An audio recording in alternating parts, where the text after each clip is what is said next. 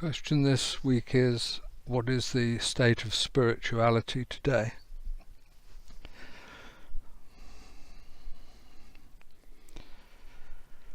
It's a broad question, isn't it? What is the state of spirituality today?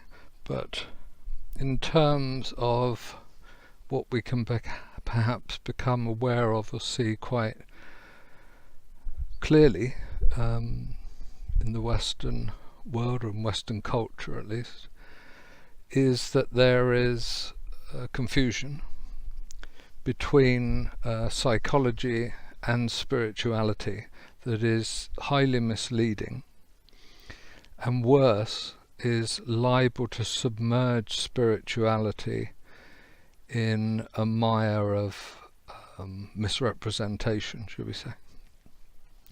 So what do I mean by this?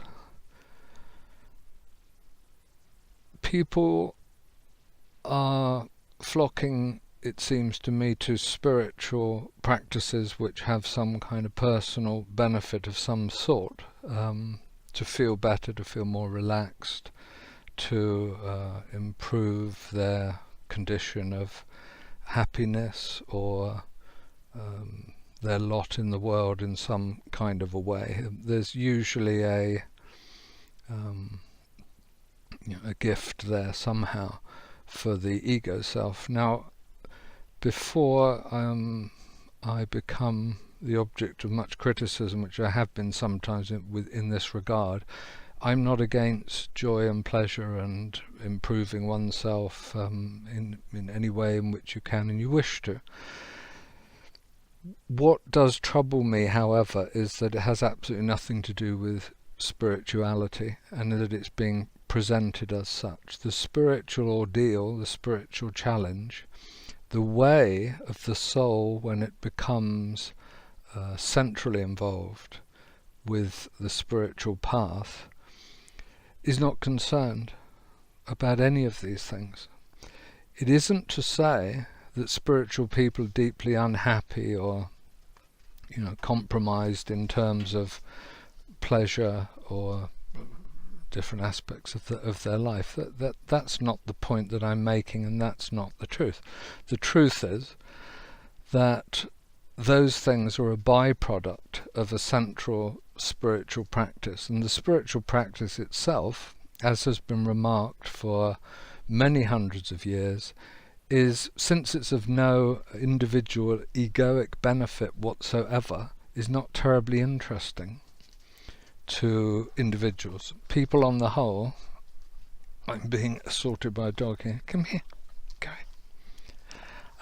People on the whole are not terribly interested in the spiritual path. Why? Because it has no benefit for themselves as individuals. Why is that? Because it demands the end of their separateness, their divisiveness, and their self-identification.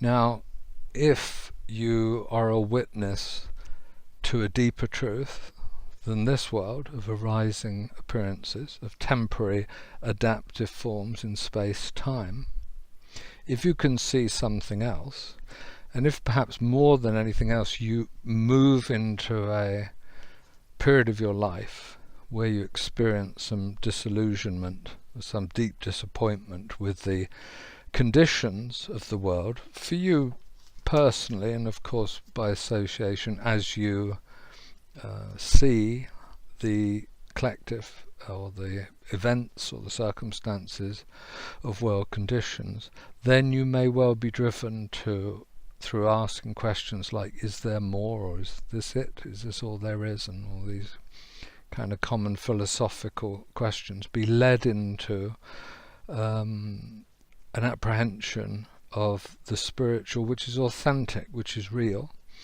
and which you can see there is your salvation because you can't see it anywhere else. It's not going to take place here in the world of relativity. Then you apply yourself to spiritual practice in order to attain self-realization or liberation, or to realize the truth. And when you do that, you are, as in common parlance it's said, saved, and there is no other way, because the embroilment of the relative world is such that you are constantly a prey to desire, which never fulfills itself, always produces another object and always has you enthralled and addicted, and fear, which will always be there until the self-identification is let go of, because all fear ultimately is fear of death. You can either do that at the end of your life, or you can do it before the end of your life.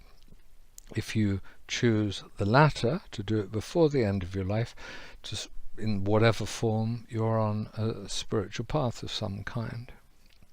So I object to the representation of anything from fabulous holidays and tours and whatnot, psychic abilities and rousing those kinds of things, some very superficial understandings of ancient teachings from around the world, and all sorts of books, courses, trainings that are kind of cult-centered very often, or centered on an attractive personality very often, or a kind of model of you can be like this, or you can look like this, or you can be as happy as this, that all this be represented as spiritual path, spiritual truth.